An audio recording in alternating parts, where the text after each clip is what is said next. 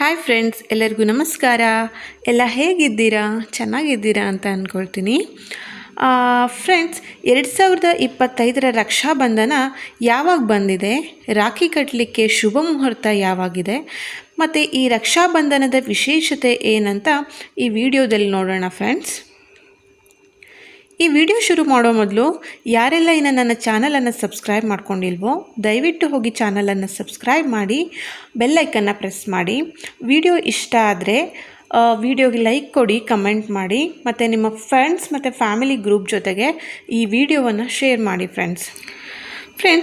ರಕ್ಷಾಬಂಧನ ಪ್ರತಿ ವರ್ಷ ಶ್ರಾವಣ ಮಾಸದ ಹುಣ್ಣಿಮೆ ಅಂದರೆ ನೂಲು ಹುಣ್ಣಿಮೆ ಎಂದು ಈ ರಕ್ಷಾಬಂಧನವನ್ನು ಆಚರಿಸಲಾಗುತ್ತೆ.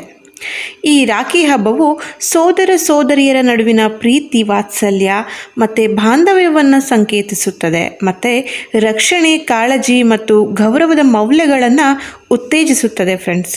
ರಕ್ಷಾಬಂಧನ ಅಂದರೆ ರಕ್ಷಣೆ, ಬಾಧ್ಯತೆ ಮತ್ತು ಕಾಳಜಿಯ ಬಂಧ ಎಂದು ಅನುವಾದಿಸ್ತಾರೆ.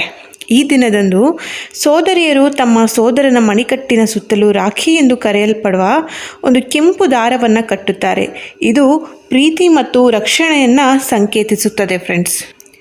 ಈ ರಾಖಿ ಹಬ್ಬದಂದು ಸೋದರಿಯರು ರಾಖಿ, ರೋಲಿ, ಅಕ್ಷತೆ, ಸಿಹಿ ತಿಂಡಿಗಳು ಮತ್ತು ದೀಪದೊಂದಿಗೆ ತಮ್ಮ ಅಣ್ಣ ಅಥವಾ ತಮ್ಮನಿಗೆ ಆರತಿ ಮಾಡ್ತಾರೆ.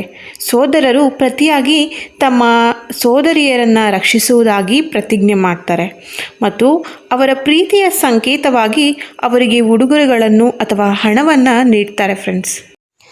ಈ ರಕ್ಷಾಬಂಧನದ ಮಹತ್ವ, ಪ್ರಾಮುಖ್ಯತೆ ಏನು ಅಂತ ನೋಡೋದಾದರೆ, ರಕ್ಷಾಬಂಧನಕ್ಕೆ ಭಾರತದಲ್ಲಿ ಅತಿ ಹೆಚ್ಚು ಮಹತ್ವವಿದೆ ಫ್ರೆಂಡ್ಸ್. ಇದನ್ನು ಹಬ್ಬದಂತೆ ಆಚರಿಸ್ತಾರೆ. ಸೋದರ ಸೋದರಿಯರ ನಡುವಿನ ಪ್ರೀತಿಗೆ ಈ ದಿನ ಸಮರ್ಪಣೆಯಾಗಿದೆ ಅಂತಲೇ ಹೇಳ್ಬೋದು.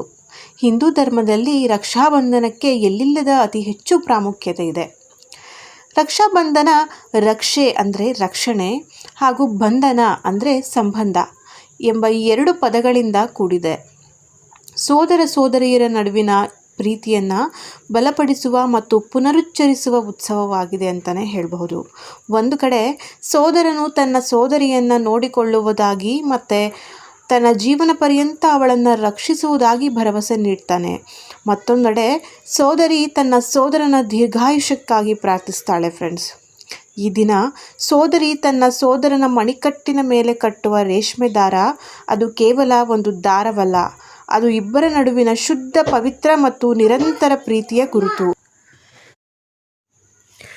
ಈ ರಕ್ಷಾಬಂಧನದ ಮೂಲವನ್ನು ಶ್ರೀಕೃಷ್ಣ ಮತ್ತು ದ್ರೌಪದಿಯ ಜನಪ್ರಿಯ ದಂತಕಥೆಯಿಂದ ಗುರುತಿಸಬಹುದು. ಶಾಸ್ತ್ರಗಳ ಪ್ರಕಾರ ಶ್ರೀಕೃಷ್ಣನು ತನ್ನ ಬೆರಳನ್ನು ಕತ್ತರಿಸಿದಾಗ ದ್ರೌಪದಿಯ ಕಾಳಜಿಯಿಂದ ಅವನು ಭಾವುಕನಾದನು.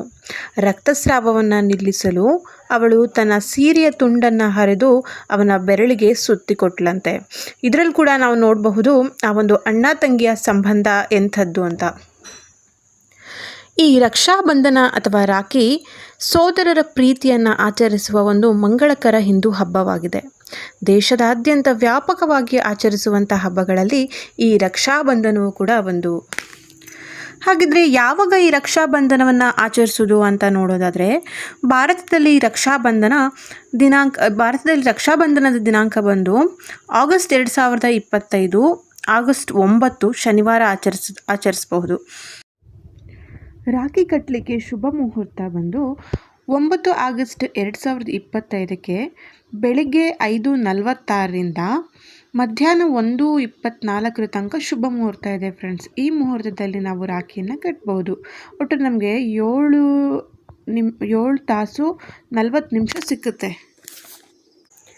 ಹುಣ್ಣಿಮೆಯ ತಿಥಿಯನ್ನು ನೋಡೋದಾದರೆ, ಈ ನೂಲು ಹುಣ್ಣಿಮೆ ಯಾವಾಗ ಪ್ರಾರಂಭ ಆಗುತ್ತೆ ಅನ್ನೋದಾದರೆ ಆಗಸ್ಟ್ 8, 2025 ಮಧ್ಯಾಹ್ನ 2:15ಕ್ಕೆ ಹುಣ್ಣಿಮೆ ಶುರುವಾಗಿ 9 ಆಗಸ್ಟ್ 2025 1:24ಕ್ಕೆ ಮಧ್ಯಾಹ್ನ 1:24ಕ್ಕೆ ಹುಣ್ಣಿಮೆ ಮುಗಿಯುತ್ತೆ.